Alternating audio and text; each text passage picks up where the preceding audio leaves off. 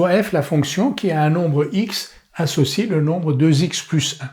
On nous demande de déterminer les images de 1 et de moins 2, puis les antécédents de 5 et de 0 par f. Nous allons commencer par déterminer l'image de 1 par f.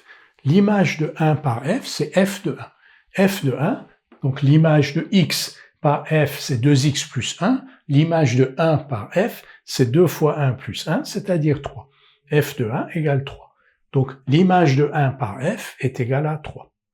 De la même manière, l'image de moins 2 par f, on remplace x par moins 2. f de moins 2, c'est 2 fois moins 2 plus 1, c'est-à-dire que la fonction f associe au nombre moins 2 le nombre 2 fois moins 2 plus 1.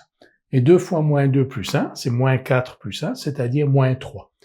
Donc l'image de 1 par f est égale à 3, et l'image de moins 2 par f est égale à moins 3. Maintenant, on va déterminer les antécédents de 5 et de 0 par f. Commençons par 5. On va désigner par a un éventuel antécédent de 5 par f. On a alors f de a égale 5. Si a est un antécédent de 5, alors f de a égale 5. Mais f de a, c'est 2a plus 1. Donc f de a égale 2a plus 1 égale 5.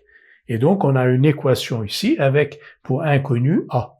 Si 2a plus 1 est égal à 5, on peut retrancher un des deux membres de cette égalité, on obtient une égalité équivalente, donc 2a égale 4.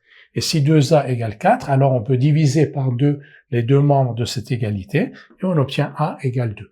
On utilise ici les méthodes que l'on a apprises pour la résolution d'équations.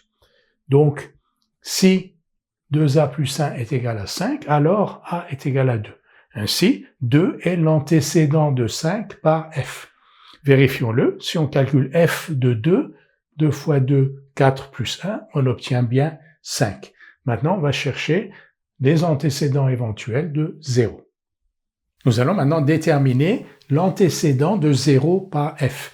On va appeler b cet antécédent. Si b est un antécédent de 0 par f, alors f de b égale 0.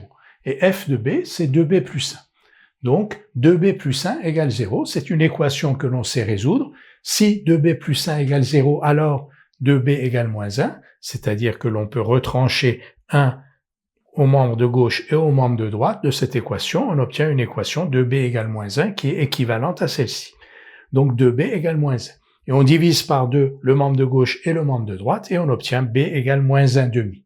Ainsi, si f de b égale 0, alors b égale moins 1 demi.